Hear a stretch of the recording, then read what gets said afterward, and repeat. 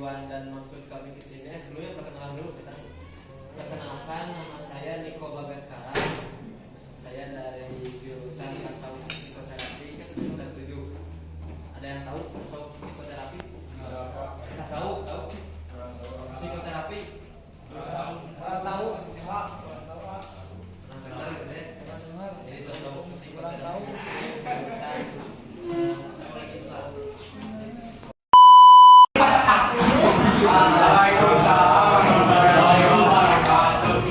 Ya, jadi tadi udah dibilang kan kita hari ini akan belajar tentang terapi MHT sebagai penerapan muhasabah untuk meningkatkan motivasi belajar. Nah, kalian itu udah pada tahu belum sih muhasabah itu apa? Udah pada tahu belum? Sudah tahu? Belum. Ya, disimak ya. Kita akan belajar itu muhasabah itu apa sih? Muhasabah adalah suatu aktivitas perenungan diri atau introspeksi diri untuk mengevaluasi perbuatan yang telah dilakukan saat ini agar esok hari menjadi lebih baik dari sebelumnya. Jadi muhasabah itu kayak kita tuh mengintrospeksi diri gitu, memikirkan hal apa yang sudah kita lakukan sebelumnya, kekurangan-kekurangannya atau kesalahan-kesalahannya itu jangan sampai terulang di hari ini.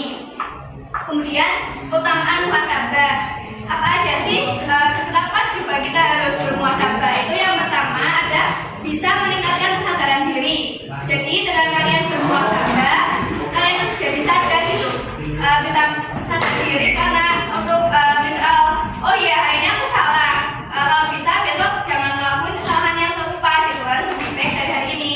Kemudian yang kedua ada memperbaiki hubungan dengan orang lain. Nah, dari bermuhasabah kalian itu bisa jadi memperbaiki kayak komunikasi, interaksi ataupun sikap kalian untuk orang lain. Jadi hubungan kalian dengan orang lain itu pertemanan atau misal percintaan atau tentang teman sama sahabat atau sama siapapun itu bisa menjadi lebih baik gitu. Kemudian yang ketiga ada pengembangan kecerdasan emosional. Dengan bermuhasabah, jadi kalian itu bisa mengontrol emosi kalian gitu. Jadi lebih sabar atau bisa mengontrol gitu, jangan marah gitu, bisa dikontrol gitu. Kemudian ada mendapatkan pelajaran dari pengalaman. Nah, dari yang sudah kalian lakuin di hari sebelumnya, di hari kemarin, jadi kan pikirkan, oh iya kemarin aku. Kemudian yang terakhir adalah jadi lebih bijak dalam menghadapi masalah. Ketika kalian dihadapkan sama masalah apapun itu, berat apapun itu, dengan bermuhasabah kalian jadi bisa menghadapinya itu dengan respons dan cara menanggapinya itu bisa lebih baik lagi dari sebelumnya. Kemudian tentang motivasi belajar, kalian sudah tahu belum sih motivasi belajar itu apa? Tahu nggak motivasi belajar itu apa? Nah, betul, benar. Kita sangat tentang motivasinya. Sejak bulannya Maha itu ya, motivasi belajar itu pandangan siswa terhadap proses belajar yang dilatar belakangi oleh keinginan untuk mencapai hasil belajar yang lebih baik. Kalian punya nggak sih pengen dapat nilai atau hasil belajarnya itu lebih baik dari sebelumnya?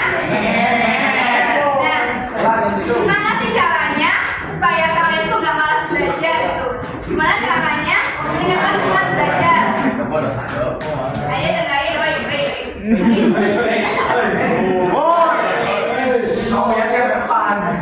Ya, dengerin ya. Yang pertama, caranya itu menetapkan tujuan belajar yang jelas. Yang kedua, ciptakan lingkungan belajar yang nyaman.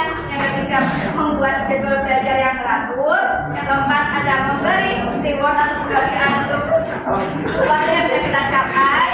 Yang kelima, ada ambil istirahat yang teratur. Dan yang keenam, ada jaga kesehatan fisik dan mental. Apa aja tadi cara meningkatkan semangat belajar? Satu. Makasih belum belajar. Ya, satu. Tetapkan tujuan belajar yang jelas. Apa? Dua, ciptakan lingkungan belajar yang nyaman. Ya. Tiga, membuat jadwal belajar yang teratur. Empat, memberi reward atau penghargaan. Lima,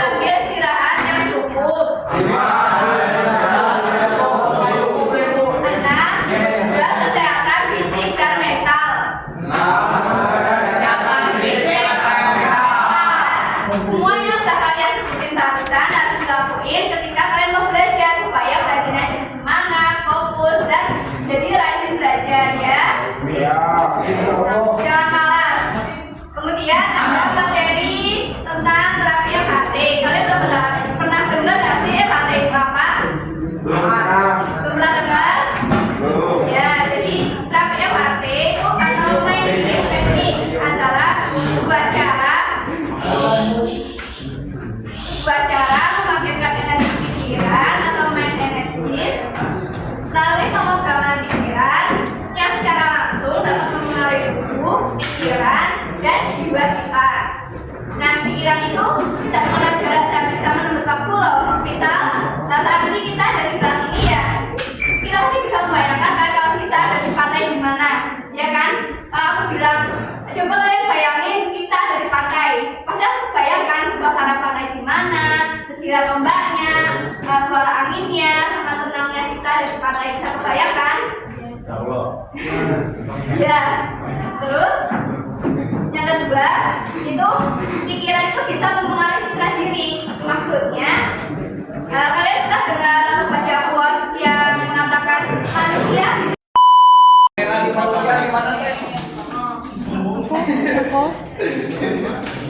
di situ di sinetron atau di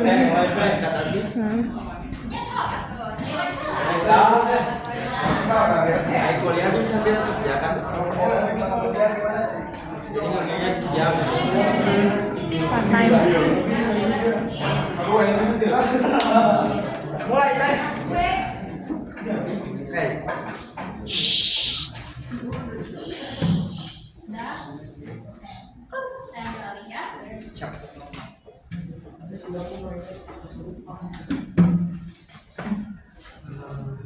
Ya, boleh mendampingi kalian. Pejamkan matanya.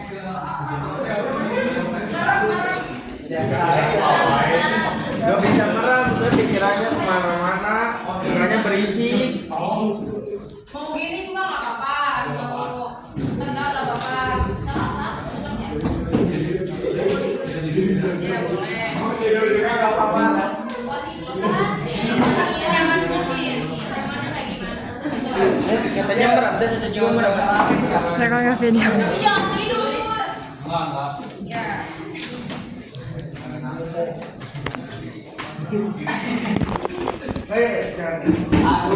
Ya. Posisikan diri kalian senyaman mungkin.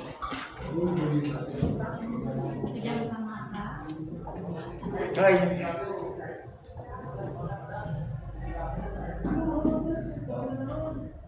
Bisa tarik nafas 3 kali.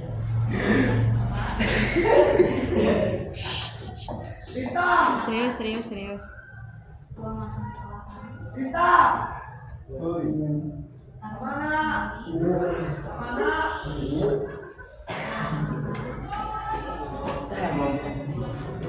Tarik nafas kembali. Buang nafas.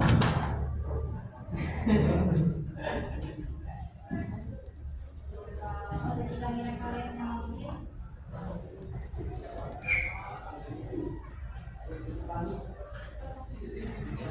Posisikan dirinya senyaman mungkin.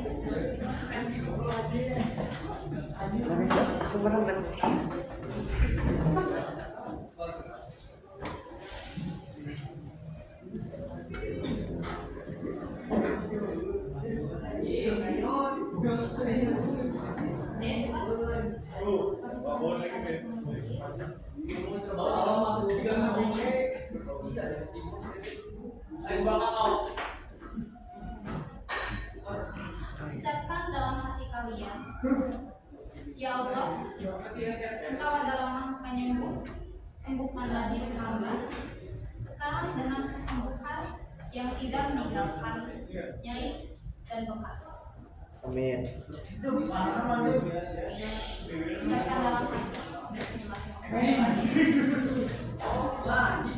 Relax, tenang, pasrahkan pada diri kamu. Relax.